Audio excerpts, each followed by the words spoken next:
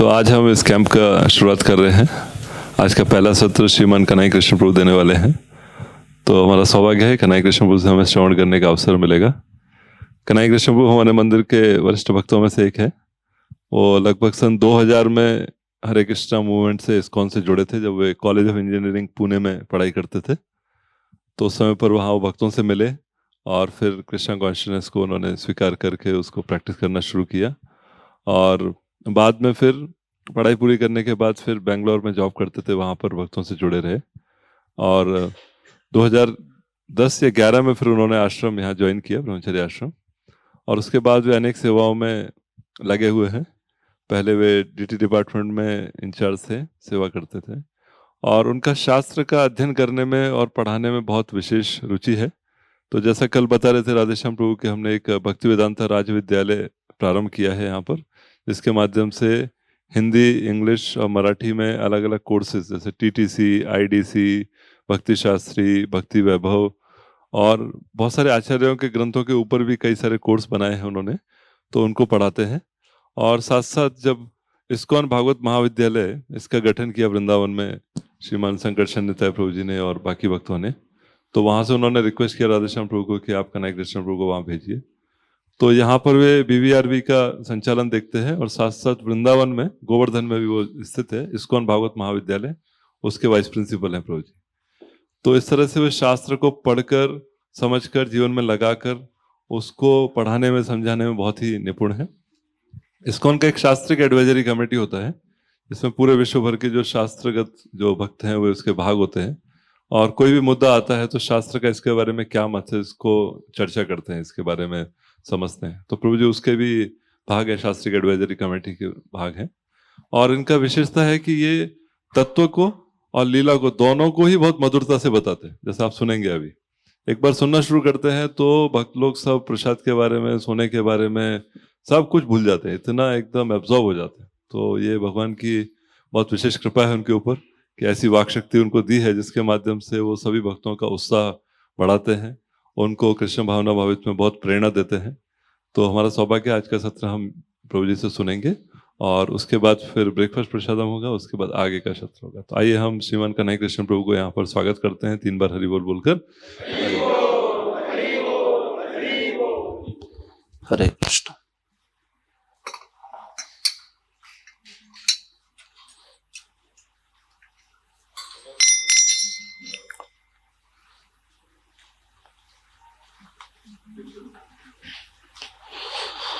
जय राधा माधव कुंज बिहारी,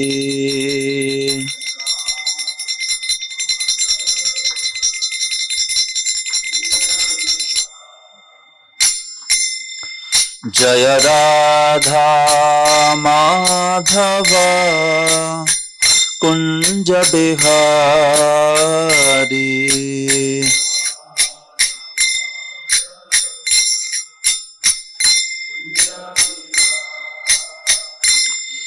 जय राधा माधव कुंज बिहारी,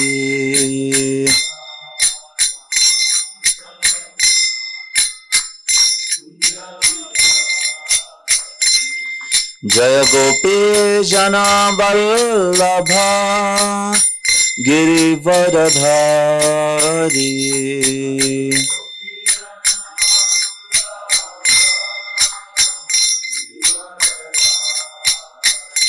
जय गोपी जना वल्लभा गिरिवरधारी,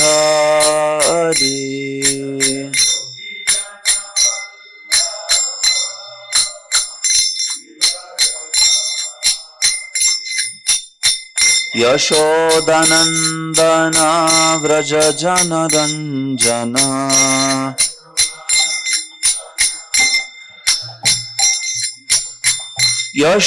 यशोदनन्दना व्रज जनरञ्जना, यमुना तीरावनचारी,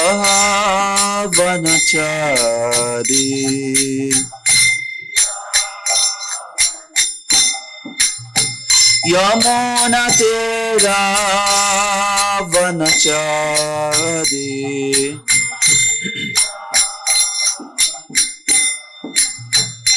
जय राधा माधव कुंज बिहारी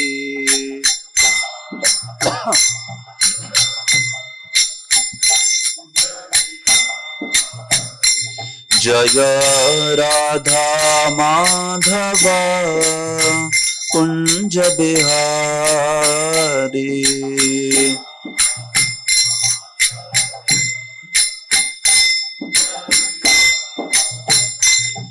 हरे कृष्णा कृष्ण कृष्ण हरे हरे हरे राम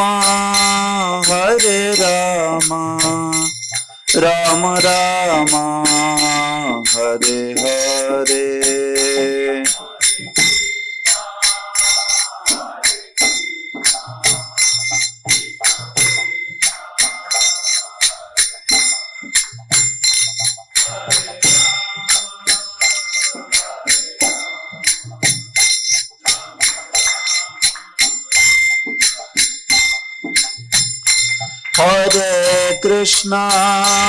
हरे कृष्णा कृष्ण कृष्ण हरे हरे हरे राम राम राम हरे हरे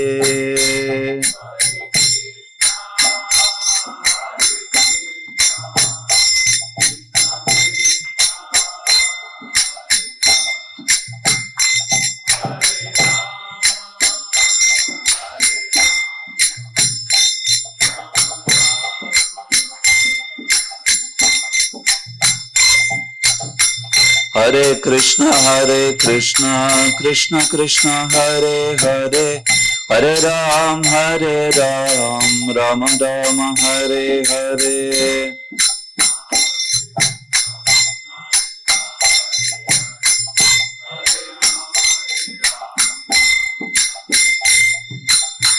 हरे कृष्ण कृष्ण कृष्ण हरे हरे हरे राम राम राम हरे हरे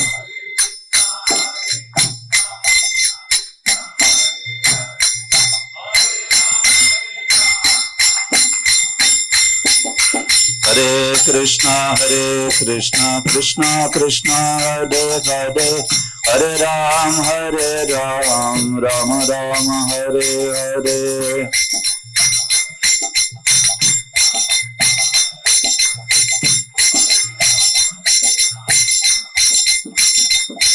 हरे कृष्ण कृष्ण कृष्ण हरे हरे हरे राम राम राम हरे हरे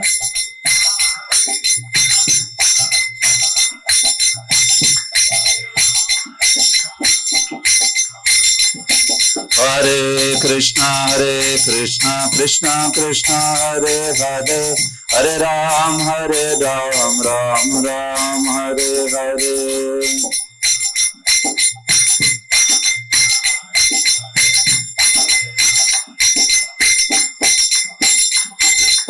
हरे कृष्ण कृष्ण कृष्ण हरे हरे हरे राम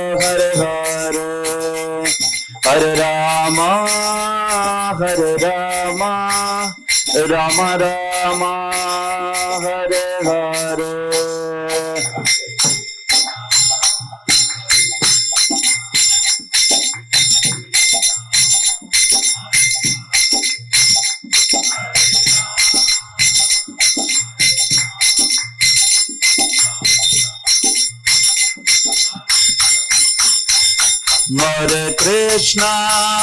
हरे कृष्ण कृष्ण कृष्ण हरे हरे हरे राम राम राम हरे हरे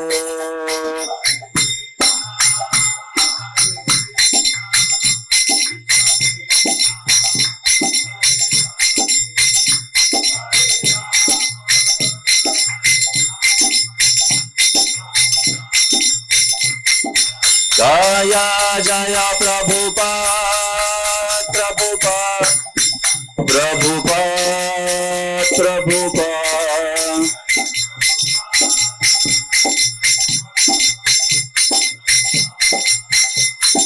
निराय गौर हरि बोल हरि बोल हरि बोल हरि बोल।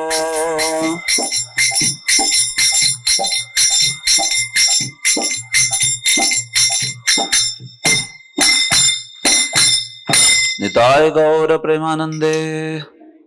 श्री हरिनाम संकीर्तनम की, ग्रंथराज श्रीमद् भागवतम की, श्रील प्रभुपाद की। ओम नमो भगवते वासुदेवाय। ओम नमो भगवते वासुदेवाय। ओम नमो भगवते वासुदेवाय। नारायणं नमस्कृत्य नरं चैव नरोत्तमं देवीं सरस्वतीं व्यासं ततो जयमुदीरयेत्। नष्टप्रायेष्व भद्रेषु नित्यं भागवत सेवया भगवत्युत्तमश्लोके भक्तिर्भवति नैष्ठिकी। कृष्णाय वासुदेवाय देवकी नंदनाय च नंदगोपकुमाराय गोविन्दाय नमो नमः।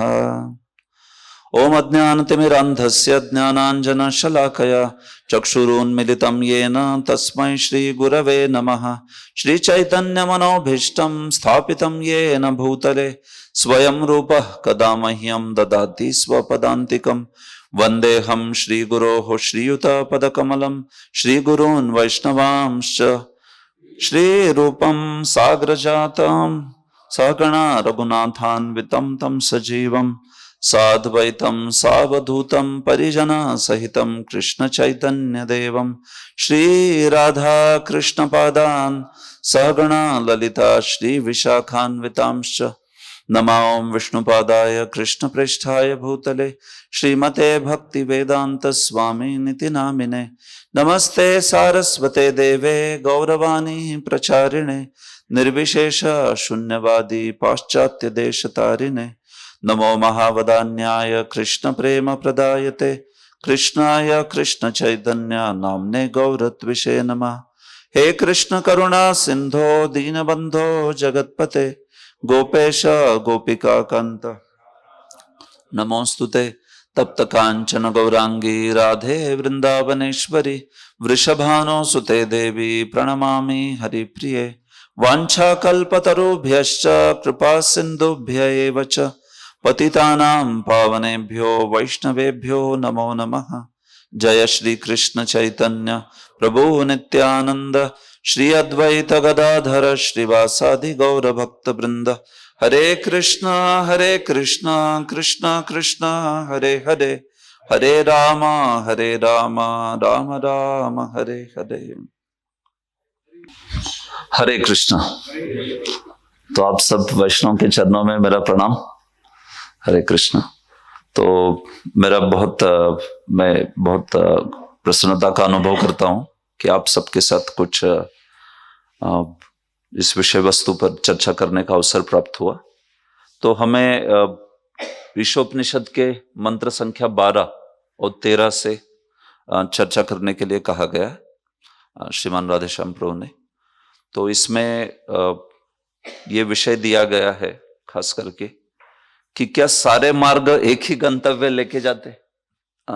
Do all paths lead to same goal, है क्या नहीं? तो क्या इसकी चर्चा करेंगे। तो आप तो उत्तर जानते हो, सारे मार्ग क्या एक ही गंतव्य लेके जाते? तो लेकिन लोगों की समझ है ऐसी बाहर की दुनिया में, यतो मत तो पथ बोलते हैं। जिसका जैसा मत है वैसा पथ चलेगा। तो आप कुछ भी करो, अंत में तो सब एक ही जगह जाने वाले, ऐसे सोचते। खास करके अध्यात्म के बारे में ऐसे सोचते। भौतिक जीवन में ऐसा कोई नहीं बोलेगा। आप कुछ भी कीजिए, आप लोग अंत में इंजीनियर ही बनोगे, डॉक्टर ही बनोगे, कोई बोलता है क्या ऐसा बाहर की दुनिया में? आप पढ़ोगे नहीं पढ़ोगे कुछ फर्क नहीं पड़ता। हाँ? हर कोई जो है बिजनेसमैन बनेगा, हर कोई जो है डॉक्टर बनेगा, ऐसे बोलते हैं कोई बाहर की दुनिया में। लेकिन आध्यात्मिक जीवन में आते हैं तो ऐसे बातें करते, बोलते क्या, देखो अंत में तो सब लोग जाके लीन होने वाले, ऐसे सोचते। हाँ, तो ये खास करके, ठीक है, तो ये धारणा बड़ी भारत में बड़ी प्रचलित है ये। हाँ, यतो मत तथो पथ वाली, और प्रभुपाद जी तो बहुत खंडन करते थे इसका। हाँ, तो इसी विषय को लेके श्री ईशोपनिषद में भी चर्चा है। हाँ, खास करके 9, 10, 11 और फिर 12, 13, 14 ये ईशोपनिषद के श्लोक है। हाँ, ईशोपनिषद में कितने मंत्र है? 18 मंत्र है सब मिला के। हाँ, जो वेद होता है या उपनिषद होता है तो उसमें जो श्लोक होता है उसको मंत्र बोला जाता है। हाँ, वेदों में मंत्र बोला जाता है उसको। तो 18 मंत्र है, उसमें 9, 10, 11 और 12, 13, 14 बड़े प्रसिद्ध मंत्र है, क्योंकि इसमें ऐसी भाषा प्रयुक्त की गई है ना जो विमोहित कर दे किसी को भी। हाँ, जैसे ये 12, 13 श्लोक में किस प्रकार से बात की गई है, देखिए 2 शब्द प्रयुक्त किए गए हैं, असंभूति और संभूति।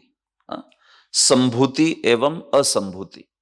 तो इन 2 शब्दों के अर्थ जो है 12, 13 और 14 श्लोकों में अलग अलग प्रकार से प्रयुक्त होते हैं। संभूति क्या है, असंभूति क्या है। तो पहले श्लोक में जैसा संभूति और असंभूति का अर्थ दिया है उससे भिन्न अर्थ दूसरे श्लोक में, 13वें श्लोक में, और 14वें में उससे भिन्न है। एक ही श्लोक, एक ही शब्द है, असंभव या असंभूति एक ही शब्द है, लेकिन उसको अलग अलग प्रकार से। तो इसमें तो संस्कृत जानने वाले व्यक्तियों की भी मति घूम जाती है कि क्या बोला गया है इस श्लोक में। ऐसे जैसे ये श्लोक क्या कहता है देखते हैं हम। ठीक है, जैसे भी है।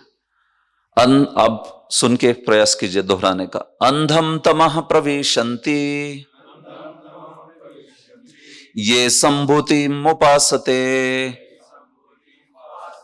ततो भूय ईवते तमो य उ संभूत्याम रतः। ठीक, देखिए अनुवाद है इसका।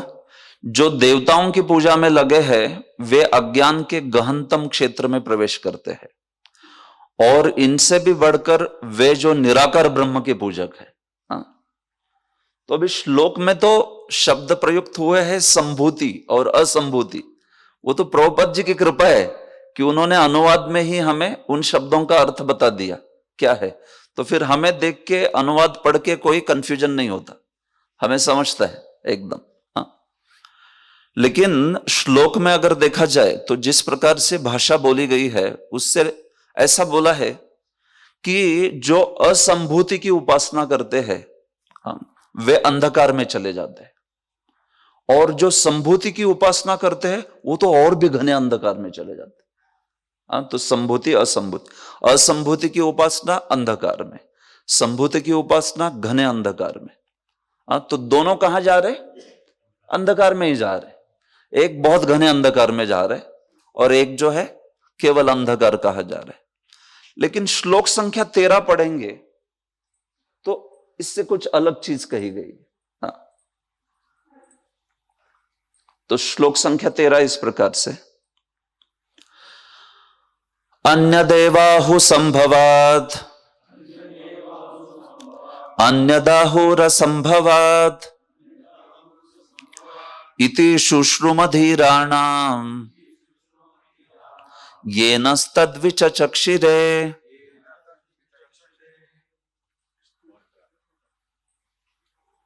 देखिए अनुवाद है, ठीक है प्रभु रहने दीजिए, छोड़ दीजिए, नो प्रॉब्लम।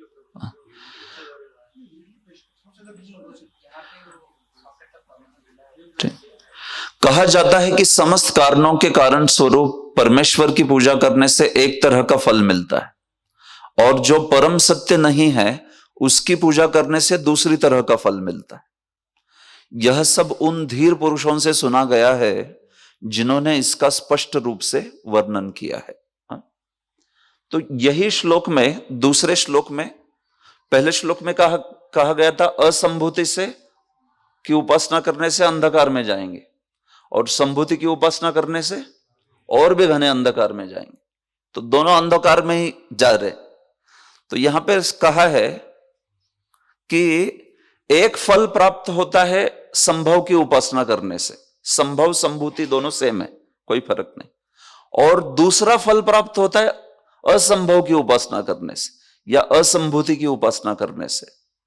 तो पहले श्लोक में तो बोला था दोनों कहां जाते हैं, अंधकार में, लेकिन यह श्लोक बोल रहा है एक फल प्राप्त होता है संभूति की उपासना करने से और दूसरा फल प्राप्त होता है असंभूति की उपासना करने से। दो अलग फल हो गए ना। हाँ? और फिर इसके बाद 14वां श्लोक बोलता है कि, बड़े प्रसिद्ध श्लोकों की श्रृंखला है, मैं आपको यह समझाना चाहता हूं कि उपनिषद की भाषा कैसे रहती है।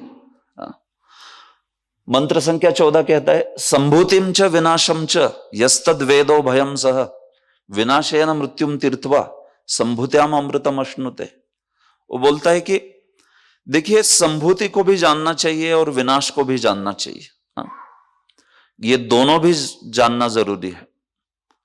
तो विनाश के ज्ञान से व्यक्ति मृत्यु को पार कर जाता है और संभूति के ज्ञान से अमृत को प्राप्त करता है। तो ये जो चीज है, इसमें फिर से बोला है कि दोनों भी ज्ञान जरूरी है, संभूति का और विनाश का भी। तो देखिए, कहने का तात्पर्य क्या है, प्रभुपाद जी तो हमें अपने अनुवाद में और तात्पर्य में बहुत अच्छे से समझाते हैं। खास करके ये 13वें मंत्र में ये विषय है कि क्या सारे मार्ग एक ही गंतव्य लेके जाते हैं, प्रभुपाद ने चर्चा की। लेकिन देखिए, हमें शास्त्र समझना है ना, तो प्रभुपाद के माध्यम से, गुरुजन के माध्यम से, गुरु साधु शास्त्र के माध्यम से समझते, नहीं तो फिर तो संस्कृत के ज्ञान वाले भी विमोहित हो जाते, क्योंकि इसमें 3 श्लोकों में ही अलग अलग चीजें कह दी। तो लगाओ आपका दिमाग, फिर क्या क्या अर्थ है इसका। तो भले ही भाषा का भी ज्ञान हो, लेकिन जो अर्थ श्लोक में कहां क्या लेना है, यह हमें आचार्य ही समझाते हैं। महाभारत में प्रसिद्ध श्लोक है कूट श्लोक करके, आपने सुना है कूट श्लोकों के बारे में। 8800 श्लोक कूट श्लोक माने गए। कूट मतलब क्या, जो समझने को बड़ा कठिन है, थोड़ा ऐसा बोला है जैसे पहेली की तरह बोला है, उसको कूट कहते हैं, कूट श्लोक। वो एक अर्थ है, कई अर्थ है शब्दों के, बट कूट अर्थ यहां पे ऐसा होता है जो समझने के लिए बड़े कठिन है। तो कहते हैं कि बताते हैं कि जब महाभारत लिखना था व्यासदेव जी को, तो उनको लेखक के रूप में किसको नियुक्त किया गया, गणेश जी को। तो गणेश जी ने कहा कि देखिए, मैं लिखूंगा इसको, लेकिन मेरी एक शर्त है। क्या शर्त थी गणेश जी की, आपको रुकना नहीं है बोलते हुए, सीधा कंटिन्यू निरंतर बोलते चलना है आपको। फिर व्यासदेव जी ने कहा कि आपको भी मैं एक शर्त डालूंगा। फिर क्या करना है उनको, आप जब लिख रहे हो तो कोई भी चीज बगैर समझे नहीं लिखनी है, पूरा आपको वो समझना चाहिए श्लोक, तभी आप उसको लिखना। इस प्रकार की कंडीशन। तो जो सुन रहा है, दोनों भी बड़े विशेष है कि नहीं, गणेश जी भी और व्यासदेव तो साक्षात नारायण है, भगवान है, भगवान के अवतार है। तो फिर दोनों ने एक दूसरे को ऐसे शब्द डाले, हाँ ठीक है कहे। तो फिर बीच बीच में गणेश जी को उलझाने के लिए व्यासदेव जी ने कूट श्लोक बोले कुछ, कि वो उस पे सोचते रहे थोड़ा कि क्या अर्थ है इसका करके। तो उन्हीं कूट श्लोकों में एक बड़ा प्रसिद्ध श्लोक है, आपने सुना भी होगा, आप में से कुछ लोगों ने। केशवम पतितम दृष्ट्वा पांडवाः हर्ष निर्भरा रुदंती कौरवाः सर्वे हा हा केशव केशव। बड़ा सरल अर्थ है। क्या, केशवम पतितम दृष्ट्वा, केशव को, भगवान कृष्ण को पतित गिरा हुआ देखकर गिर गए कहीं, भगवान मानिए। केशवम पतितम दृष्टवा, भगवान केशव को पतित या मतलब गिरा हुआ देखकर, कहीं फिसल के गिर जाता है ना कोई कोई, देखकर पांडवा हर्ष निर्भरा, पांडव लोग हर्ष विभोर हो गए एकदम। क्या रे, ये क्या बोला जा रहा है? केशव गिरेंगे तो क्या पांडव हर्ष निर्भर होंगे? पांडवा हर्ष निर्भरा, रुदंती कौरवा सर्वे, और रुदंती मतलब रोते, रो रहे, तो कौरव सब रो रहे, क्या कहते हुए? हा हा केशव केशव, अरे हाय हाय हाय हाय, केशव जो है वो गिर गए। तो ये श्लोक है महाभारत का। तो भाई क्या अर्थ है इस श्लोक का, है कि नहीं? केशव भगवान गिरे हुए हैं, ये देखकर पांडव क्यों हर्ष विभोर होंगे? और फिर रोएंगे तो कौन? हाँ, पांडव रोएंगे, कौरव है, हो सकता है कौरव में बहुत लोगों को अच्छे नहीं लगते थे केशव, वो हंसेंगे ना, या वो हर्ष विभोर होंगे। लेकिन कहा है रुदंती कौरवा, कौरव लोग जो है वो रो रहे, हा हा केशव केशव, अरे अरे केशव गिर गए, केशव गिर गए, ऐसे कर। तो ये कूट श्लोक है ये। तो गणेश जी सोचते रहे फिर, थोड़ा सोचते, जब तक सोच रहे तब तक व्यासदेव जी को भी थोड़ा आराम मिलेगा अगले श्लोक जो है वो बोलने के लिए। तो ये श्लोक का अर्थ जैसे दिखाई पड़ रहा है वैसा नहीं है। तो ये श्लोक जो है कूट श्लोक दर्शाते हैं कि कैसे हमें अगर शास्त्र समझना है ना, तो गुरु साधु शास्त्र के मुख से ही समझना पड़ेगा। मतलब खास करके शास्त्र के वचन भी गुरु साधु से ही समझने पड़ते हैं, नहीं तो हम लोग अपना दिमाग लगा दे तो विमोहित हो जाते हैं। जैसे ये कूट श्लोक आदि, ऐसे कई श्लोक है, उसमें कई सारे श्लोक बोले। तो इसका अर्थ क्या है? देखिए, ये केशव की और पांडवों की बात हो ही नहीं रही, ये कुछ एक लौकिक कथा की बात हो रही है, जिसमें केशवम, क कहते हैं संस्कृत में जल को, पानी को, तो पानी में, तो वो हो गया के संस्कृत में। तो केशवम पतितम दृष्टवा, एक बार ऐसे हुआ, एक लौकिक कथा है कि उसमें पानी में कुछ शव गिर गया। तो केशवम, शव जानते हैं ना आप, शव मतलब प्रेत, मृतदेह। केशवम, पानी में शव गिरा हुआ देखकर पांडवा हर्ष निर्भरा, तो पांडव कहते हैं मछलियों को, मछलियों को क्या कहते हैं? पांडव कहते हैं। तो शव क्योंकि पानी में गिर गया तो मछलियां खुश हो गई ना, क्यों? उनको क्या मिल गया? अभी भोजन मिल गया खाने को। अभी पानी में गिरा है तो स्वाभाविक है ना, कोई मछलियां ही उसको लेंगी करके। तो पांडवा हर्ष निर्भरा, इसलिए पांडव जो है बड़े हर्ष निर्भर हो गए। और कौरव कहते कौवे को, तो वो जो मृतदेह था वो पानी में गिरा ना, तो फिर कौवे जो बैठे थे, उन जिनको लगा था कि अरे मृतदेह अभी अपना भोजन हो जाएगा, लेकिन वो पानी में गिरा तो बेचारे कौवे रोने लगे। क्या बोल रहे? हा हा केशव केशव, अरे पानी में गिरा, अरे शव पानी में गिरा, अरे ये पानी में नहीं गिरना चाहिए था, हमारे पास गिरना चाहिए था, हमारे पास ही होना था। तो ऐसा उन श्लोकों का अर्थ है, उसका कुछ पांडव इनसे लेना देना ही नहीं। तो कूट श्लोकों से व्यासदेव जी ऐसा दर्शाते हैं कि कैसे हमें शास्त्र पढ़ना है, समझना है, तो भाषा के ज्ञान से भी नहीं होता, आपको तो गुरु और साधु से सुनना पड़ता है, नहीं तो अर्थ का अनर्थ हो जाएगा, समझेगा नहीं कि क्या बोला जा रहा है करके ऐसे। तो वैसे ही इन श्लोकों की श्रृंखला में भी संभूति और संभूति शब्द के बारे में पहले बोला, असंभूति और संभूति की उपासना करने वाले दोनों अंधकार में जाएंगे। फिर बोला संभूति की उपासना से एक फल मिलता है, असंभूति की उपासना से दूसरा मिलता है। फिर तीसरे में बोला दोनों जरूरी है। तो इसको प्रभुपाद जी के माध्यम से, आचार्य के माध्यम से समझते हैं ना, तो फिर ठीक से समझते हैं। तो देखिए, खास करके ये 13वें श्लोक में प्रभुपाद जी ने इस विषय को बढ़िया से समझाया है। तो इसके बारे में थोड़ा सा हम लोग चर्चा करते हैं इस विषय को। प्रभुपाद जी के तात्पर्य से भी थोड़ा पढ़ेंगे, थोड़ी चर्चा भी करेंगे। तो आप में से माइक है किसी के पास? दिया है तो प्रभु जी जो पीला हाईलाइट किया है उसको पढ़िए, तात्पर्य। जिस भी प्रामाणिक गुरु में अपने धीर आचार्य में धृति, अच्छा, एक मिनट, शायद आपको दिख नहीं रहा है, वो छोटा है। हाँ। ठीक है अभी। जिस भी प्रामाणिक गुरु ने अपने धीर आचार्य से धृति मंत्रों या वैदिक, हाँ, श्रुति मंत्रों या वैदिक ज्ञान को सुना है, वह कभी भी कोई ऐसी बात प्रस्तुत नहीं करता जो वैदिक ग्रंथों में उल्लेखित न हो। भगवत गीता में 9.25 स्पष्ट कहा गया है कि जो पितरों की पूजा करते हैं वे पितृलोक प्राप्त करते हैं।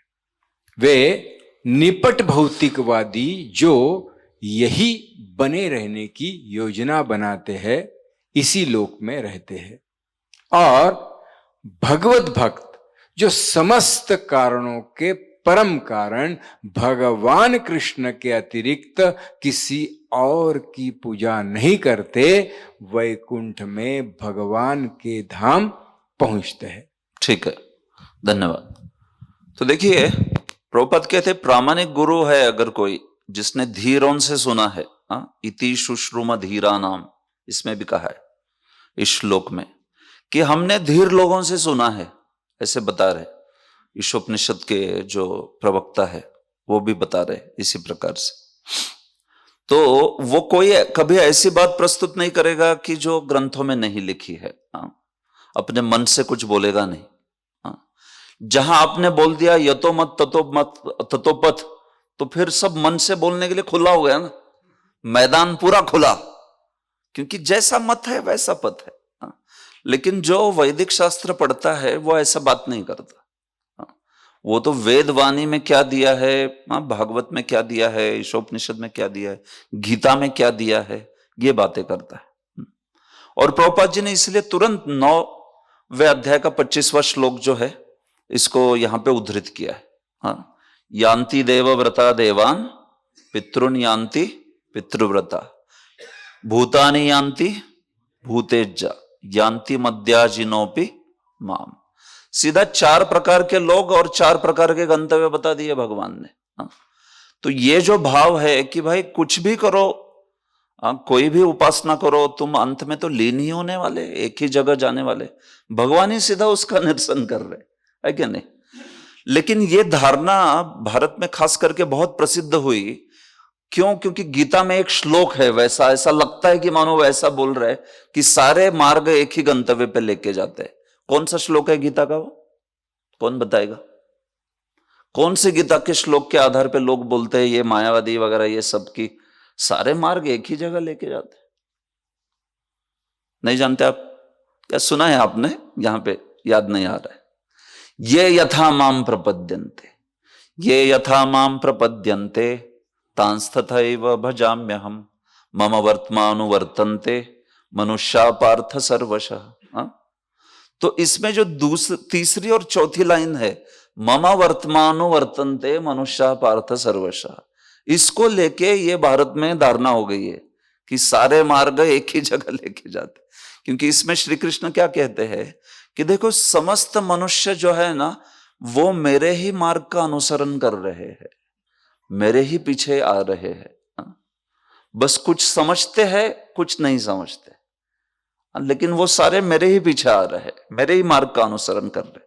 तो इसका अर्थ क्या है, इसको हम लोग ढंग से समझते हैं। देखिए, कोई व्यक्ति कहता है कि सारे मार्ग एक ही जगह पे चले जाते हैं, खास करके अध्यात्म के बारे में कहते हैं। तो प्रभुपाद जी का एक उदाहरण बड़ा प्रसिद्ध था। किसी को याद है कौन सा उदाहरण देते थे प्रभुपाद जी? यस प्रभु जी।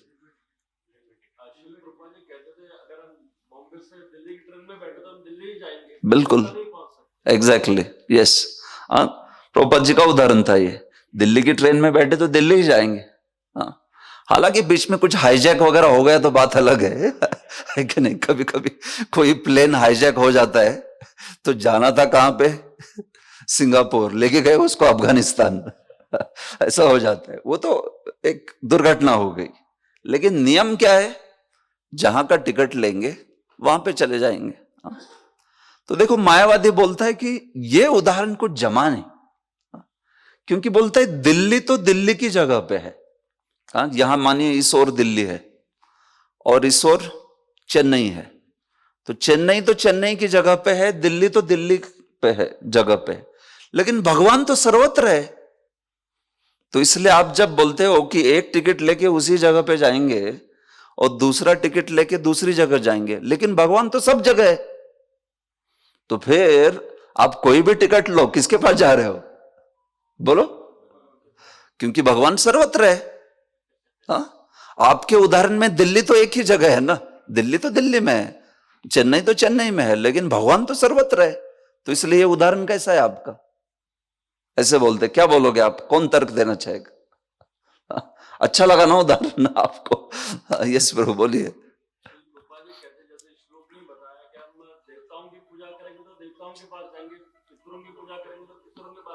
सही है, भगवान की पूजा करेंगे तो भगवान के लोग धाम में जाएंगे। Correct, yes. तो ये जो मुद्दा है, अगला मुद्दा है। हाँ? तो देखिए, उदाहरण से, केवल तर्क से भी आप समझ सकते हो कि देखिए, सरकार के द्वारा ही जेल भी मेंटेन होता है। हाँ? और सरकार के द्वारा ही government guest house, rest house, वो भी मेंटेन होता है। कोई जेल में जाता है, बोलता है मैं गवर्नमेंट के रेस्ट हाउस में गया। हाँ? दोनों किसके द्वारा है? गवर्नमेंट के द्वारा ही है। लेकिन कोई जेल में जा रहा है और कोई गवर्नमेंट का अधिकारी आईएएस रेस्ट हाउस में जा रहा है, दोनों सेम है क्या? क्या अंतर है? हाँ, अरे भाई, जेल में तो वो जा रहा है जो जिसने कुछ गुनाह किया है। हाँ? वो जेल में जाना सरकार को खुश कर रहा है कि दुखी कर रहा है? दुखी कर रहा है। अभी सरकार गड़बड़ है तो सुखी भी होगा, मालूम नहीं, लेकिन अच्छी सरकार है तो उसको दुख लगेगा कि ये क्यों जा रहा है बेचारा, ये गुनाह वगैरह कर रहा है बेकार, इसको नहीं डालना है तो भी उसको डालना पड़ रहा है। तो कोई बोलेगा देखो, दोनों सरकार के द्वारा ही मेंटेन है ना, तो जेल में जाओ या फिर संसद में जाओ, कोई सेम ही है। ऐसे तो ये ऐसी बात हो गई ये मायावादियों की। तो तर्क जो है ना, ये तर्क बेकार है एक्चुअली। तो भले ही दोनों भी चीजें भगवान के द्वारा मेंटेन्ड हो, पूरा विश्व भगवान के द्वारा मेंटेन्ड हो, सर्वत्र है भगवान मानते, लेकिन तो भी फर्क है। जब हम कहते हैं भगवान सर्वत्र है, तो भगवान के अलग अलग विभूतियां हैं।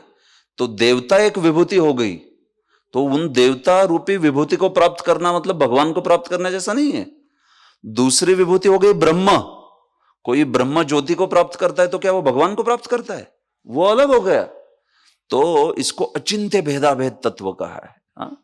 तो भले ही सारा ही भगवान के द्वारा ही बनाया है, लेकिन तो भी भौतिक जगत में भी हम देखते हैं कि कैसे भले ही सब कुछ एक शासन के अंतर्गत हो, सरकार के अंतर्गत हो, लेकिन तो भी हर एक गंतव्य का अपना स्थान है। दोनों अलग अलग गंतव्य पे जाने वाले, जैसे कारागृह का उदाहरण दिया हमने, और कोई जो जहां पे कार्यालय में जाने वाले, दोनों में बहुत फर्क है। दोनों अलग अलग कार्यों के कारण उधर गए हैं। एक ने गुनाह किया, एक ने सरकार की बहुत बड़ी मदद की, सेवा की है, इस प्रकार से। तो वैसे ही भले ही भगवान सर्वत्र है, लेकिन उनकी विभूतियों के रूप में है। और ये समझना चाहिए कि भगवान की विभूतियां भगवान से भिन्न भी है और भगवान से एक भी है। तो भगवान की शक्ति जो है, भले ही इस जगत में सर्वत्र हो, लेकिन इसका अर्थ यह नहीं होता कि आप कुछ भी करो, आप जो भी कोई मार्ग लो, सब हम लोग उन्हीं भगवान के पास जाएंगे करके नहीं, उनकी ही विभूति के पास जाएंगे। तो वो प्रतिनिधि है उनका। तो कौन सा प्रतिनिधि किस लेवल पे है ये देखना पड़ेगा आपको। देवता है तो देवता के पास जाएंगे, जैसे प्रभु जी ने कहा, वो प्रमाण हो गया शास्त्र का। एक होता है तर्क से बोलना, एक होता है प्रमाण से बोलना। दोनों पद्धति से बोलना हमने सीखना है। प्रभुपाद जी समझाते हैं जैसे। तो प्रभुपाद जी सीधे सीधे बताते हैं, यान्ति देवव्रता देवान, भगवत गीता का ही श्लोक। भाई, जिसने देवों का व्रत लिया है, जो देवताओं की उपासना करता है, देवव्रत, देवता का व्रत लिया उसने, तो वो किसके पास जाएगा? देवताओं के पास। जिसने पितरों का व्रत लिया है, वो किनके पास जाएगा? पितरों के पास। पितृलोक करके लोक होता है, पितृलोक। तो उसमें अर्यमा जो होते हैं वो प्रमुख होते हैं। और देवता लोक तो आप जानते हैं, देवलोक, कई सारे देवलोक है। तो उसमें उनकी आराधना करने वाले वहां जाएंगे, पितरों की आराधना करने वाले पितरों के पास जाएंगे, भूतों की आराधना करने वाले भूतों के पास जाएंगे, उनके भी अपने लोक है कि नहीं? तो उनके पास जाएंगे। और अंत में भगवान कहते हैं, यान्ति मध्याजिनो पिबा। जो मेरी आराधना करेंगे, मेरा यजन करेंगे, वो किसके पास जाएंगे? फिर वो भगवान के पास जाएंगे। तो ये बात है। हाँ? तो ये जो यतोमत ततोपत है, ये चीज के कारण प्रभुपाद जी कहते थे इतना सारा यहाँ पे हमारे खास करके भारत में इतना सारा उत्पाद हो गया ना ऐसे सिद्धांतों से, तो लोगों को लगता है कि कोई करने भक्ति आदि करने की जरूरत ही नहीं है। हाँ? कुछ भी करो, बस अंत में तो वहीं पे जाना है, सब एक ही जगह। तो ऐसी बात नहीं है।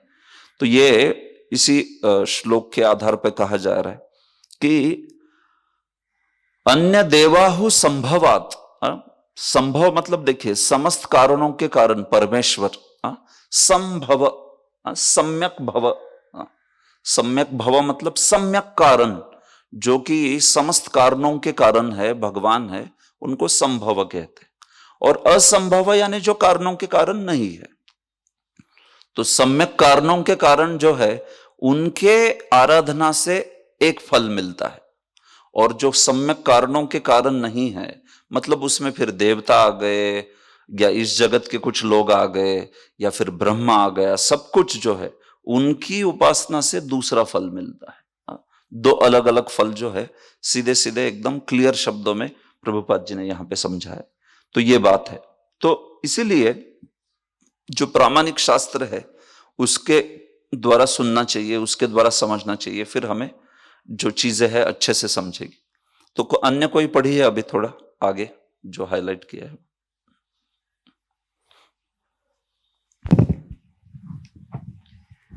प्रमाणिक शास्त्रों में कहीं भी यह नहीं कहा गया है कि मनुष्य कुछ भी करके या किसी की भी पूजा करके अंतोगत्वा एक ही लक्ष्य पर पहुंचेगा।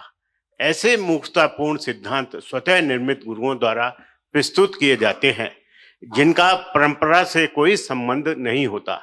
कोई भी प्रमाणिक गुरु यह नहीं कह सकता कि सारे मार्ग एक ही लक्ष्य को जाते हैं, और कोई भी मनुष्य इस लक्ष्य को अपनी विधि से की गई देवताओं की या परमेश्वर की या किसी की भी पूजा से प्राप्त कर सकता है। ठीक है, धन्यवाद। तो आगे फिर वो प्रभुपाद जी का उदाहरण जो आपने भी बताया, बड़ा प्रसिद्ध उदाहरण, कलकत्ता का टिकट खरीदा है तो कलकत्ता ही जाएगा, मुंबई नहीं जाएगा, है कि नहीं?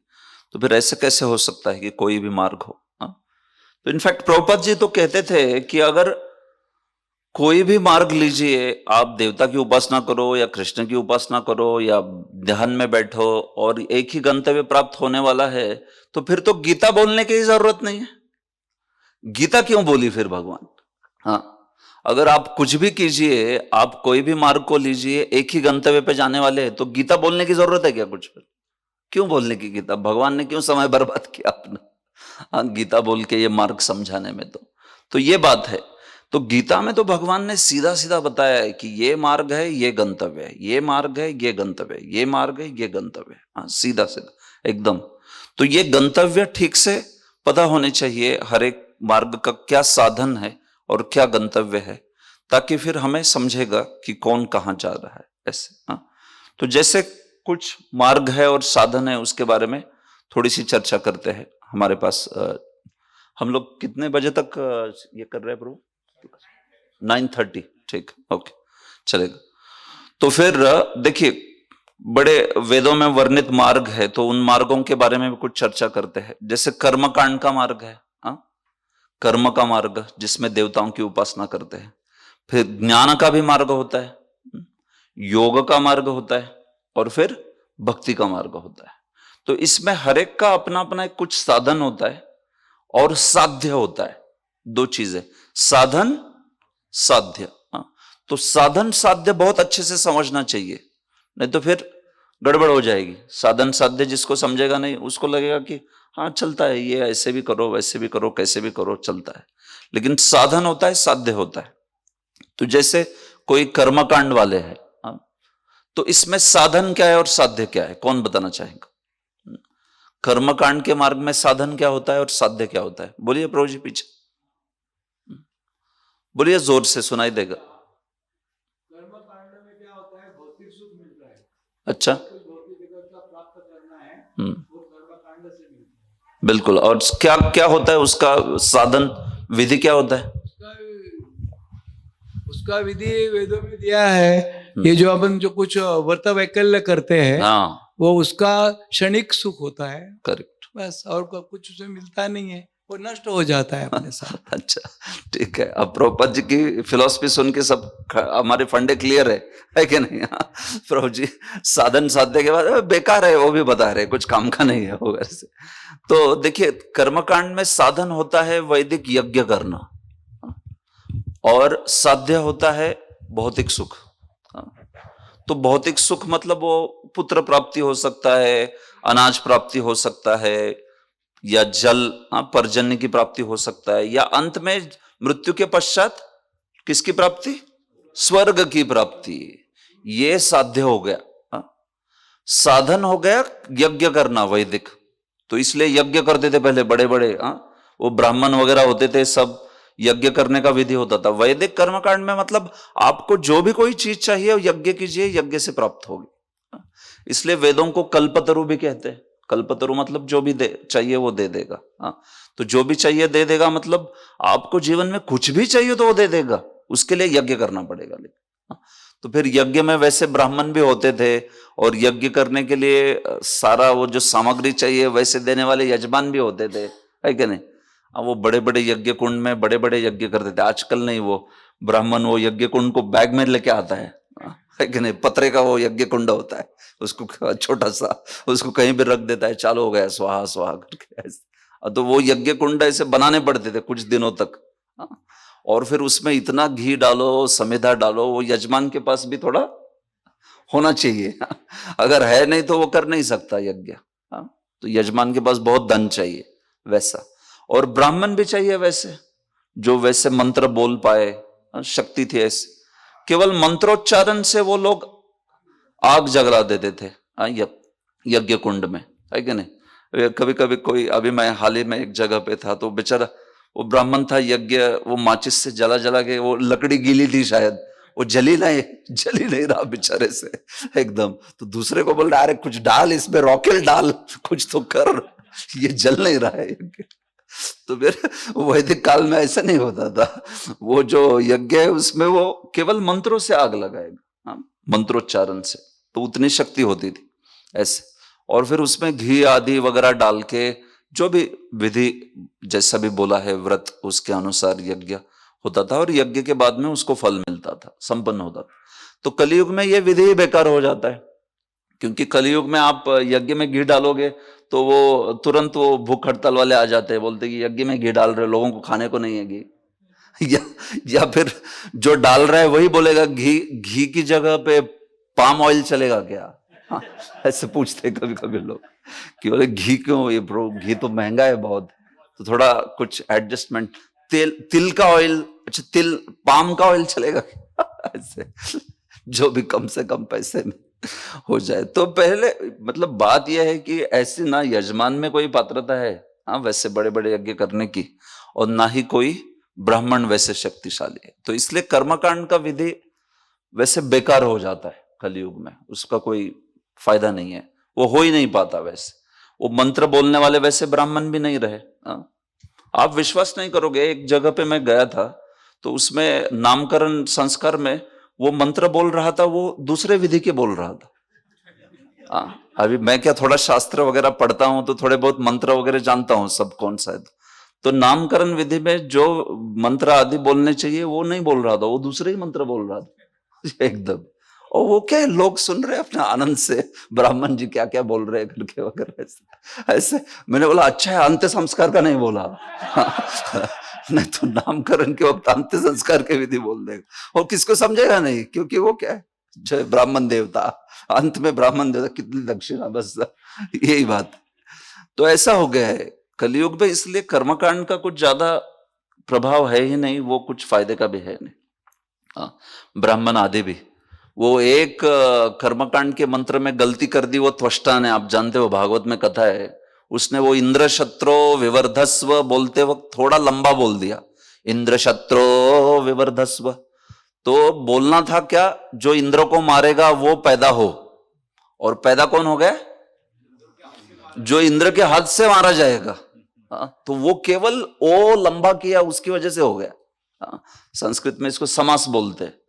वो समास तत्पुरुष समास होना चाहिए था, बहुव्रीहि समास हो गया ओ करने की वजह से। अभी आजकल का ब्राह्मण गाएगा तो क्या क्या निकलेगा मालूम नहीं बाहर यज्ञ कुंड से, है कि नहीं? उस वक्त तो वो एक बस वो असुर निकला जो कि मारा जाएगा। लेकिन आजकल तो आप सोचो मंत्र ऐसे ऐसे गाते हैं, क्या क्या गाते हैं, ये तो दूसरे मंत्र ही गा रहे हैं पूरा, तो उससे क्या बाहर निकलेगा मालूम नहीं ऐसे। तो इसलिए आचार्य बताते हैं, शास्त्र बताता है ये कर्मकांड विधि नहीं है ये कलयुग के लिए बिल्कुल भी ऐसे। उसके बाद में आते हैं ज्ञान कांड वाले। तो ज्ञान कांड विधि का साधन क्या है और साध्य क्या है? कौन बताएगा? साधन क्या है और साध्य क्या है ज्ञान कांड विधि? जस बताइए, कोई नहीं जानते? कोई ज्ञान कांड विधि का साधन और साध्य? ठीक है, मैं बताता हूं।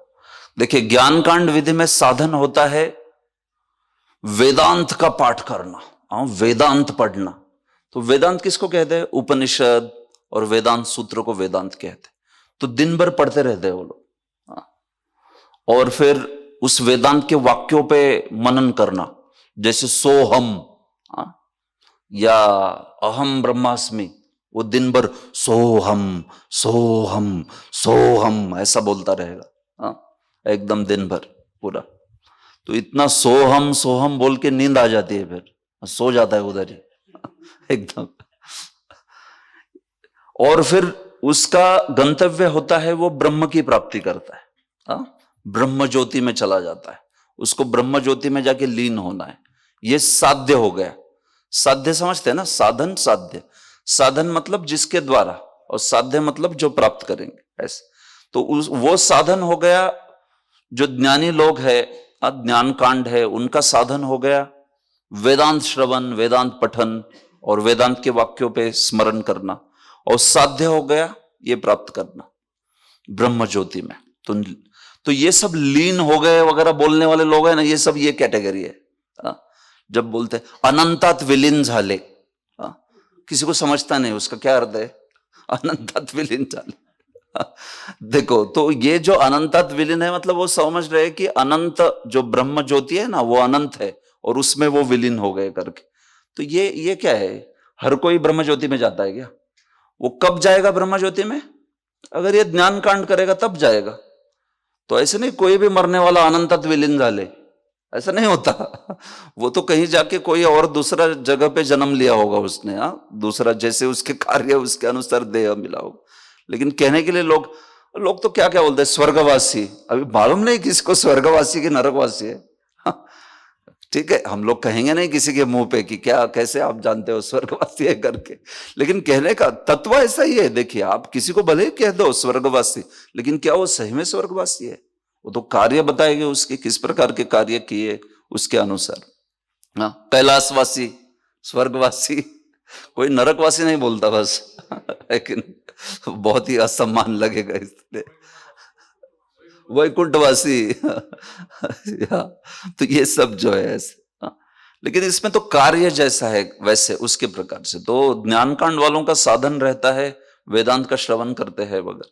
तो देखिए, वेदांत का श्रवण, ये उपनिषद आदि का श्रवण वगैरह, ये भी कलयुग में इतना कठिन है, क्योंकि वैसी बुद्धि होनी चाहिए व्यक्ति को, वैसा ज्ञान होना चाहिए। अभी हमने यहीं पे कुछ वाक्य बताए थे उपनिषद के, कैसे दोनों वाक्यों का कैसा अलग अलग अलग अर्थ हो रहा है। तो ज्ञान कांड में सबसे पहला व्यक्ति की पात्रता होनी चाहिए कि वो जो है बुद्धिमान होना चाहिए। बुद्धिमान नहीं तो बाहर उस मार्ग से उसको समझना चाहिए सब शास्त्र वास्त्र स्वयं के अध्ययन से, नहीं तो फिर उसको बहुत कठिन है, उस मार्ग में वो प्रगति नहीं कर सकता। और वो जो जप आदि मतलब उनके वाक्यों का जो स्मरण रहता है वेदांत के वगैरह, वो क्या हरे कृष्ण महामंत्र की तरह नहीं है मधुर। हरे कृष्ण महामंत्र तो हम लोग 16 माला करते हैं, 32 माला करते हैं, आप में से और भी ज्यादा माला करते होंगे कई भक्त, कई सारे। तो उसमें तो आनंद है, उसमें तो मधुरता है, ठीक है नहीं? लेकिन इस बार ये जो बाकी उपनिषद आदि के वाक्य होते हैं उसमें वैसी मधुरता नहीं है। वो तो वेदांत का रुक्ष विषय है। एक बार प्रभुपाद जी वर्धा में आए थे, महाराष्ट्र में। एक महाराष्ट्र में बड़े प्रसिद्ध व्यक्ति हुए विनोबा भावे, आपने सुना होगा। तो भावे जी ने एक गीता का सम्मेलन आयोजित किया था। भवे जी के वो जो भी संस्था है उन्होंने, हाँ, और उसमें प्रभुपाद जी गए थे। तो प्रभुपाद जी जब गए उधर तो वहां पे कई सारे साधु आए थे और कई सारे ऐसे मायावादी थे ज्ञान कांड वाले, तो आके गहन चर्चा करने लगे अलग अलग अलग विषयों पे। तो कई प्रकार के लोग बैठे थे सामने, बच्चे बैठे थे, बूढ़े बैठे थे, माताएं बैठी थी और यंग मतलब यूथ लोग भी बैठे थे, तरुण लोग भी बैठे थे, सारे लोग बैठे थे ऐसे। और उस अवस्था में ये मायावादी और गहन तत्व ज्ञान बोल रहे क्या क्या क्या क्या क्या, क्या सारे ढेर हो गए उधर, ऐसे सो गए, सब सो गए उधर। कोई सुन नहीं पा रहा था, समझ नहीं पा रहा था। बच्चे लोग भी बोर हो गए, वो पीछे जाके खेल रहे, माताएं बोर हो गई पूरी, और बाकी सब सो रहे थे वगैरह। तो जब प्रभुपाद की बारी आई, उन्होंने प्रभुपाद को थोड़ा पीछे रखा था, मतलब बोलने में। तो प्रभुपाद की जब बारी आई बोलने की, तो प्रभुपाद ने बोले इधर क्या बोलना है। तुरंत उन्होंने मृदंग वगैरह लाए, करताल वाले कीर्तन करो जोरदार, हरे कृष्णा कृष्णा कृष्णा हरे हरे, हरे राम राम राम हरे। तो ऐसा जोरदार कीर्तन किया प्रभुपाद ने। सब वो बच्चे खेल रहे थे वो आ गए इधर, जो माताजी बोर हो गई थी वो भी आ गई उधर, सब बूढ़े व्यक्ति सब सारे आके जोर से नाचने लगे कीर्तन में। पूरा मजा, 10 मिनट तक प्रभुपाद जी ने जोरदार कीर्तन किया। तो सारा वो आयोजक वगैरह बोला अरे ये तो बढ़िया है एकदम, इनका विधि जो है वो ऐसे। तो प्रभुपाद ने ऐसा कीर्तन से पूरा सबको आनंदित कर दिया, लोग खुश हो गए एकदम ऐसे। और फिर उसके बाद में 5-10 मिनट प्रवचन किया और सब बैठ के अच्छे से सुने, क्योंकि प्रभुपाद ने पहले सबको अच्छा ध्यान आकर्षित किया और फिर प्रभुपाद जी ने तत्व ज्ञान दिया, बढ़िया से सब सुने ऐसे। तो उसके बाद में अंतिम एक मायावादी बोलने वाला था प्रभुपाद के बाद। तो उसने सोचा अरे स्वामी जी का नुस्खा बढ़िया है ये, पहले सब कीर्तन वगैरह करने का और फिर सब अच्छे से सब सजग है, अच्छे से सुन रहे, तब फिर बताने का अपना तत्व ज्ञान जो है। लेकिन वो लोग तो हरे कृष्ण महामंत्र नहीं गाते, वो क्या गाएंगे। तो वो कीर्तन करने के लिए उठ तो गया, लेकिन उसके पास हरे कृष्ण महामंत्र नहीं है। तो वो ऐसा कुछ बोल रहा है उपनिषद के वाक्य, ओम सच्चिदानंद ब्रह्म वेदांत, सच्चिदानंद ब्रह्म, ऐसा चिल्ला रहा है। अभी उसको उसमें कीर्तन करने का, उसमें कुछ कीर्तन की ट्यून नहीं, कुछ नहीं ऐसे। तो ऐसे वो बोल रहे लोगों को नाचो ओम सच्चिदानंद ब्रह्म, ऐसे। कौन नाच रहा है, सब उसको ऐसे खड़े रह के देख रहे, ये क्या हो गया करके इसको ऐसे। तो ऐसा 2 मिनट उसने ट्राई किया सबको नचाने का, कुछ हुआ नहीं। प्रभुपाद फिर उठ गए और बोले हटाओ इसको बाजू में, करो हरे कृष्णा कीर्तन फिर से जोरदार, हरे कृष्णा कृष्णा कृष्णा हरे हरे, हरे राम राम राम। तो ऐसा कीर्तन करके फिर जोरदार कीर्तन हुआ, सारे फिर से खुश हो गए एकदम ऐसे। तो एक सन्यासी बता रहे थे इस कथा को, तो बोल रहे थे कि प्रभुपाद जी कभी कभी तो मायावादी को बगैर कुछ बोले ही परास्त कर देते थे। जैसे इधर इस घटना में वो मायावादी से कुछ तर्क भी नहीं किया, उसको केवल हरे कृष्ण महामंत्र की कीर्तन पे उसको चुप कर दिया एकदम। तो ये बात है। तो कीर्तन आदि विधि में जितनी मधुरता है वैसी विधि ज्ञान कांड में भी नहीं है। ज्ञान का जो मार्ग है वो ऐसे। और उसके बाद में योग विधि होता है जिसमें भी साध्य साधन है। योग में साध्य साधन होता है जो यम नियम, अष्टांग योग बोलते हैं उसको, यम नियम, आसन, प्राणायाम, और फिर होता है प्रत्याहार, धारणा, ध्यान और समाधि ऐसे। और उसका जो गंतव्य होता है वो होता है शांत रस प्राप्त करना आध्यात्मिक जगत में। ये होता है योग का। तो ये तो ज्ञान से अच्छा है, लेकिन इसमें भी जो विधि है उसमें स्मरण करना पड़ता है भगवान पे। तो बैठ के अपने हृदय में भगवान परमात्मा जो है उनके ऊपर स्मरण करना। तो कलयुग में जीव इतने क्षुब्ध है, सब इतने डिस्टर्ब्ड है बेचारे, उसको बिठा भी दिया तो एक जगह बैठ भी नहीं सकता वो, है कि नहीं। और उसके बाद वो स्मरण क्या करेगा अंदर। वो लोग ऐसे स्मरण को करते तो बोलते आंखें बंद की तो डिस्टर्ब हो जाता है माइंड पूरा एकदम। तो वो तो स्मरण भी कर नहीं पाते हैं। कई बार योग आदि मार्ग में हम लोग देखते हैं कि लोग स्मरण भी नहीं कर पाते हैं वैसा।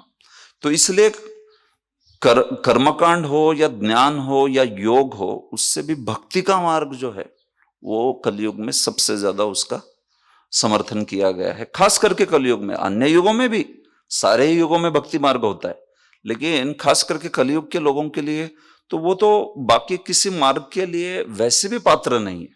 हाँ। तो इसलिए भक्ति योग के मार्ग का साध्य और साधन भी समझना चाहिए। तो भक्ति योग के मार्ग का साध्य क्या है? हाँ, श्रवणम कीर्तनम विष्णु स्मरणम। हाँ, नवविधा भक्ति जो है वो जो है इसका साधन है। और साध्य क्या है? भगवत प्रेम।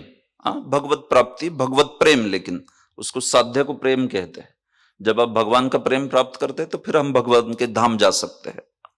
तो देखिए, श्रवणम कीर्तनम विष्णु स्मरणम, ये भक्ति की विधि, ये साधन है, और साध्य है भगवत प्रेम। ऐसे तो ऐसे सारे मार्गों का साध्य साधन जो है ना, ये क्लियर होना चाहिए। हाँ, तो आप इस दुनिया में कभी कई बार प्रचार आदि में भी मानिए कई कुछ लोगों को मिलते हो ना, तो दो प्रश्न पूछिए सिर्फ, आपका साध्य क्या है और आपका साधन क्या है।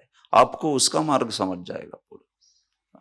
साधन क्या है और साध्य क्या है, बस इस दो चीजों को याद रखिए। इससे आपको कोई भी मार्ग का कितने हद तक वो जा रहा है वो समझ जाएंगे पूरा पूरा। और कई बार तो ऐसा होता है, लोग अध्यात्म का पालन करते हैं लेकिन उनको साध्य साधन ही मालूम नहीं रहता।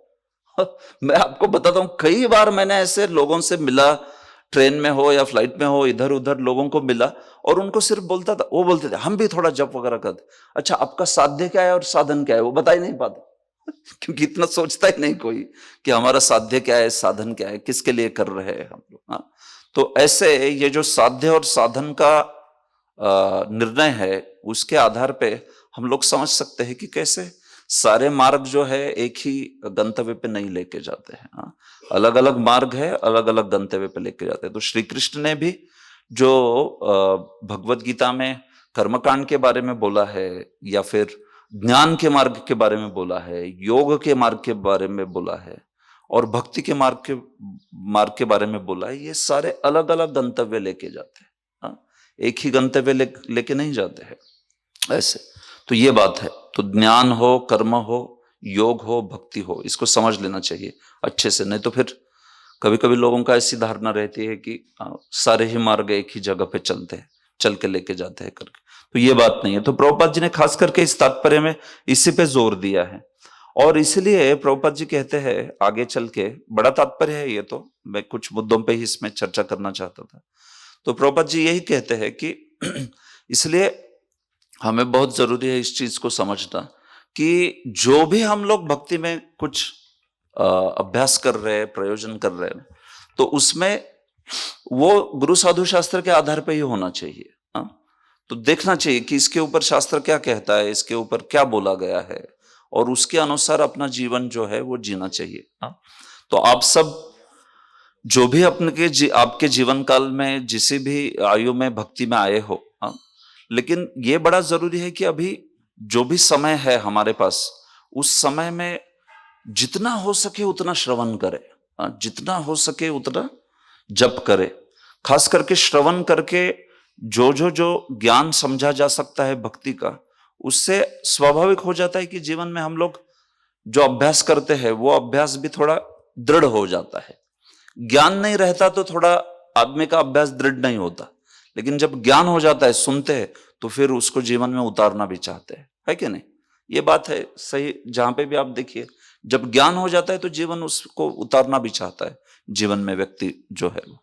तो इसलिए जितने मात्रा में श्रवण करेंगे उतनी मात्रा में चीजें अच्छे से समझेगी, और उसके अनुसार व्यक्ति जो है जीवन में अपने जीवन में इन सारे विषयों को समझ के अनुशीलन कर सकता है।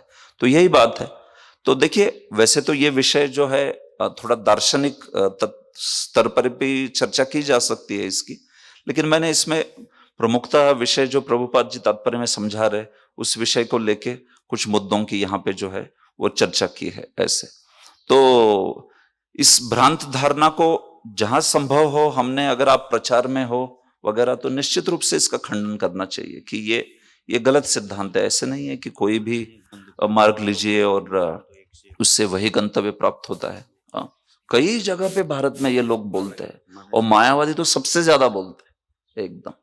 तो इसलिए उनके मार्ग के अनुसार आप कुछ कीजिए, उपासना कीजिए, नहीं कीजिए, कोई फर्क नहीं पड़ता, सारे के सारे एक ही जगह पे जाएंगे, हाँ, लीन हो जाएंगे ब्रह्म में, ऐसी उनकी धारणा है। तो ये गलत धारणा जो है, इसका खंडन यहाँ पे प्रभुपाद जी ने किया है।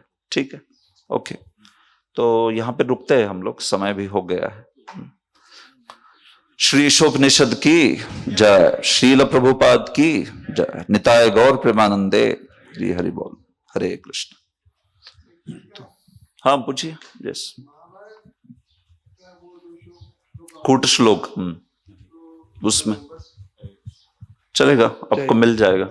यस, आप दे दो। हाँ दे दूंगा मैं। ठीक, दो श्लोक है, उसमें पाठ भेद है कभी। कोई भी जो आपने रेफरेंस बोला, हाँ वो श्लोक चाहिए।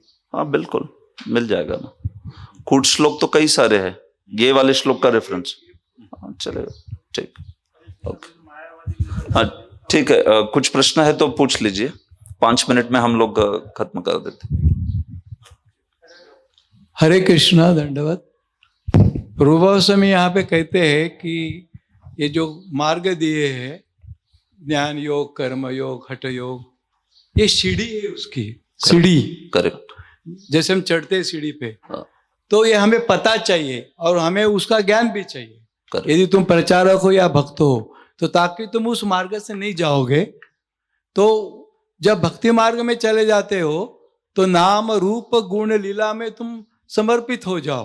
बिल्कुल। और 24 घंटा चिंतन करो भगवान का, हरे कृष्णा महामंत्र कहना या भगवान का चिंतन करना, कृष्ण का नाम रूप गुण में। प्रश्न क्या है? हाँ, प्रश्न बोलिए। तो प्रश्न ये है कि ये ज्ञान लेना चाहिए कि ना लेना चाहिए। कुछ लोगों के पास ये ज्ञान नहीं होता है, वो भक्ति करते हैं पर उसमें कंफ्यूजन होता है। करेक्ट। तो हमें अभी क्या करना चाहिए इस अवस्था में? एग्जैक्टली, ठीक है।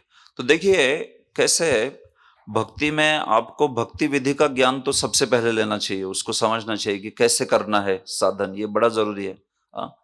लेकिन साथ ही साथ अलग सिद्धांत, अलग मार्ग से क्या गंतव्य होता है, हमने साध्य साधन की चर्चा की, उसका भी ज्ञान जरूरी है। नहीं तो लगेगा कि सारे ही ये भी चलेगा वो भी चलेगा, हठ योग भी वही लेके जाता है, ये दूसरा योग भी वही पे लेके जाता है, भक्ति योग भी, तो दोनों जरूरी है। लेकिन इसमें यह बात भी जाननी चाहिए कि आप कितने हद तक जरूरी है, वो आपकी सेवा पे निर्भर है। अगर आप प्रचारक हो तो आपको बहुत अच्छे से मालूम होना चाहिए। अगर आप प्रचारक नहीं हो, आपके जीवन में केवल आप उसको पालन करना चाहते हो, तो जितनी हद तक है श्रवण कीजिए, समझ लीजिए, बढ़िया है। लेकिन प्रचारक को तो बहुत अच्छे से पता होना चाहिए, क्योंकि उसको प्रश्न पूछेंगे ना लोग, आप बता रहे हो तो बताओ फिर इसका क्या है करके। तो इसलिए जैसे आपकी सेवा है उसके आधार पर निर्धार कीजिए। एक कम से कम कुछ हद तक श्रवण तो हमारे जीवन में अनुशीलन के लिए भी जरूरी होता है, उसको तो करना ही करना है।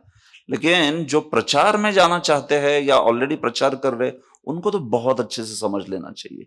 प्रभुपाद के तात्पर्यों को बहुत गहराई से समझ के, जो भी समझा नहीं है वो वरिष्ठ भक्तों से जान लीजिए कि इसका अर्थ क्या है। ऐसे तो समझ रहे प्रभु जी, दोनों चीजें हैं इसमें। ये भी ज्ञान चाहिए भक्ति के मार्ग का, और क्या गलत है कि या क्या अलग साध्य साधन है वो भी ज्ञान चाहिए। किसके बारे में? वो कैसे यहाँ पे विषय है, यहाँ पे उसका कनेक्शन नहीं। यस प्रभु। हरे कृष्णा प्रभु, दंडवत प्रणाम। प्रभु जी, ज्ञान कांड वाले और मायावादी ब्रह्म ज्योति में जाते हैं ना? हाँ, तो देखिए निराकारवादी वही जाते हैं प्रभु? हाँ, देखिए निराकारवादी और जो ज्ञान कांड वाले हैं वो ब्रह्म में जाते हैं, लेकिन मायावादी ब्रह्म में नहीं जाते। मायावादी चूंकि वो श्री कृष्ण को माया मानते हैं, तो इसलिए वो जिंदगी भर ब्रह्म ब्रह्म बोलेंगे, लेकिन वो ब्रह्म को नहीं प्राप्त करते, क्योंकि वो बोलते हैं कि श्री कृष्ण ही माया है। श्री कृष्ण का जो रूप है वो क्या है, बोलते हैं पंच महाभूत से बना है, इसलिए उनको मायावादी बोलते हैं। आप समझते हैं क्यों मायावादी? क्योंकि श्री कृष्ण को माया बोलता है, जगत को भी माया बोलता है, कृष्ण को भी माया बोलता है। ब्रह्म सत्यम जगन मिथ्या, ऐसा बोल। तो ये मायावादी ब्रह्म को नहीं प्राप्त करता। एक ब्रह्मवादी होता है दूसरा, जो ब्रह्म पे ही ध्यान करता है और श्री कृष्ण को माया नहीं समझता, वो ब्रह्म को प्राप्त करता है। निराकारवादी भी निराकारवादी, उनको ही निराकारवादी बोलते हैं। तो मायावादी जो है, मायावादी को तो भगवान दंडित करते हैं, उसको तो जन्म मृत्यु के फेरे में डाल देते हैं फिर से, क्योंकि उसने भगवान को माया कहा, इसलिए भगवान उसको माया में डाल देते। ऐसी बात है। ज्ञान कांड वाले भी जाते हैं उसमें ब्रह्म हाँ, तो ज्ञान कांड वाले भी ब्रह्म ज्योति में जाते हैं। तो इसलिए मायावादी नाम का ही ज्ञानी है, वो वास्तविक नाम का ज्ञानी है, वो सही में ज्ञान कांड का मार्ग नहीं है वो। हाँ, क्योंकि ज्ञान कांड के मार्ग से तो उसने कहा जाना चाहिए था ब्रह्म में, लेकिन वो नहीं जा रहा ब्रह्म में, तो ये गड़बड़ है उसकी।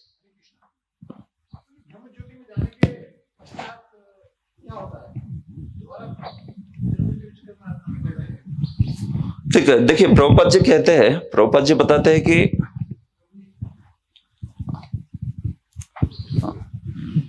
ठीक है, समझ गया प्रश्न आपका। प्रभु जी पूछ रहे हैं कि ब्रह्म ज्योति में जाने के बाद उसका क्या हो जाता है उस व्यक्ति का। हाँ, तो देखिए प्रभुपाद जी ऐसे समझाते हैं कि ब्रह्म ज्योति में जाने के बाद बहुत समय तक वहां पे रहने के बाद, चूंकि वहां पे सेवा नहीं है ना, वो करेगा क्या? ब्रह्म ज्योति में कोई सेवा नहीं होती है। हाँ, देखिए आपको कोई एक ऐसे कमरे में डाल दिया जहां पे सारी दीवारें सफेद है, सफेद लाइट है, सब सफेद है, नीचे भी सफेद है, और उसमें आपको सफेद कपड़े पहना के और सफेद कलर आपके मुंह पे लगा के डाल दिया आपको, और बोला इसमें शाश्वत काल के लिए रहना है, तो आप बोलोगे कम से कम कारपेट तो लाल रंग का बना, सारा ही सफेद है एकदम। हाँ, तो ऐसा हो जाता है ब्रह्म ज्योति में जाने के बाद कि वहां पे पूरा ही उपास्य और उपासक ऐसा भेद नहीं होता है। वो ऐसे है जैसे प्रभुपाद जी ने तुलना की, ऐसे कमरे में बस वैसा चेतन रहता है, अचेतन नहीं है, लेकिन उसमें कोई उपासक मतलब भगवान है और वो है, ऐसी बात नहीं होती। तो ऐसी उस अवस्था में प्रभुपाद जी कहते हैं कि ऐसा व्यक्ति भले ही बहुत लंबे काल तक लिए रह जाए, लेकिन कितने काल तक रहेगा? हाँ, ऐसा हो सकता है कि उसके बाद में वो व्यक्ति जो है वो सेवा नहीं है, कुछ अवसर नहीं है, तो ऐसा व्यक्ति जो है वो गिर जाए। हाँ, तो इसके ऊपर कई प्रकार के मत है, बट मुद्दा यही है कि वो हमारी स्वाभाविक स्थिति नहीं है। हाँ, प्रभु जी ये तो सबसे बड़ा दंड हुआ इसका मतलब। हाँ, ये तो दंड ही है, इसलिए वैष्णव लोग बोलते हैं कैवल्यम नरकायते। वो बोलते हैं कि ये कैवल्य जो है ना, ब्रह्म प्राप्ति, वो तो नरक से भी बेकार है। सबसे बड़ा दंड है ये। हाँ। तो मतलब ज्ञान कांड वाले और ये सब जो हैं, जब इसमें जाते हैं तुम्हारे, तो उसका मतलब ये कि इतने बुद्धिमान व्यक्ति जो जिनको हम समझते हैं, हाँ। तो वो उनको समझ में नहीं आता कि हमारा क्या क्या हमारा गंतव्य हो रहा है। अंत हाँ, देखिए वो ऐसा होता है ना कि वो भौतिक जगत के दुखों के कारण, शरीर के कारण इतने त्रस्त हुए रहते हैं। हाँ, कि वो बोलते हैं कि देखिए माने कोई व्यक्ति का पांव कुछ सड़ गया है और इतना दुख हो रहा है उसको, तो वो क्या बोलते हैं, काट के फेंक देता हूं मैं। तो काट के फेंक देना ये क्या बहुत सुख की बात है क्या? नहीं है वो सुख की बात, लेकिन उसको दुख इतना है कि उस दुख के कारण उसको लग रहा है वो पांव ही नहीं है, काट के फेंक दिया तो वो अच्छा है। ऐसे तो वैसे क्या हो जाता है, ज्ञानी लोगों का पहले जीवन में जो इस जगत में, भौतिक जगत में भौतिक देह के कारण दुख है, उस दुखों के कारण उनकी इतनी घृणा हो जाती है पूरे ही संबंधों से या देह से, किसी अन्य व्यक्ति के साथ संबंधों से, तो वो बोलते हैं हमें कोई अन्य व्यक्ति नहीं चाहिए, संबंध नहीं चाहिए, किसी से कुछ लेना देना नहीं है कि नहीं? क्या चाहिए? शांति शांति शांति, बस शांति चाहिए। हाँ, लेकिन शांति से भी बढ़िया प्रेम होता है। अगर किसी को प्रेम करने वाला व्यक्ति मिल जाए वो तो बहुत अच्छा है। तो ये भगवान और कृष्ण और जीव का संबंध है, तो ये आध्यात्मिक जगत है। लेकिन वो लोग क्या है, बीच वाले हैं। भौतिक जगत में दुख है, आध्यात्मिक जगत में सुख है, ये शांति वाले बीच में।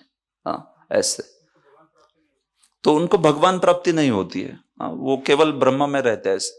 तो फिर कभी कभार उनके ऐसे लोगों के ऊपर भी नारद मुनि जैसे कोई व्यक्ति, सब जगह जाते हैं नारद मुनि बाजाए मेना, तो ऐसे लोगों को नारद मुनि जाके कुछ कृपा कर देते हैं, तो फिर वो भगवान के धाम को प्राप्त। लेकिन वो इतना लंबा समय होता है कि वो मतलब प्रैक्टिकली चला ही गया वो अभी। हाँ, और छूट गया फिर अभी।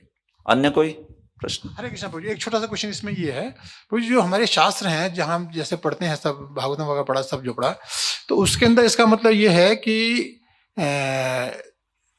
जितने भी थे सारे के सारे ज्ञान कांड से ज्यादा प्रभावित है, भक्ति योग में सबसे बाद में आना शुरू हुए क्या ये? जैसे ना जैसे हम ध्रुव महाराज से शुरू करते हैं, हाँ, प्रहलाद महाराज से yes, शुरू करते हैं, ठीक है। जैसे ना ये हाँ। तो ये तो जो- देखिए ऐसा जरूरी नहीं है, ऐसा जरूरी नहीं। अब भक्ति मार्ग का मार्ग कैसे है, जैसे आप लिफ्ट की तरह है। हाँ, प्रभु जी अभी सीढ़ी का उदाहरण दे रहे थे एक प्रभु जी। हाँ, देखिए सीढ़ी से चलते हुए आदमी चलता जाएगा, लेकिन लिफ्ट है तो सीधा ऊपर चला जाएगा, उसको क्या सीढ़ी से चलने की जरूरत। तो वैसे भक्ति का मार्ग है। अगर कोई ज्ञान कांड कर रहा था और भक्त के संपर्क में आके भक्ति में आया तो अच्छी बात है, लेकिन अगर कोई ज्ञान कांड में भी नहीं था, कर्म कांड में भी नहीं था, जैसे प्रभुपाद जी ने किसको प्रचार किया, हिप्पी लोगों को, वो क्या कर्म कांड कर रहे थे, क्या ज्ञान कांड कर रहे थे, कुछ भी नहीं कर रहे थे, सीधा विकर्म कर रहे थे, पाप जीवन जी रहे थे। वहां से उठा के उनको कहां लेके गए, सीधा भक्ति में।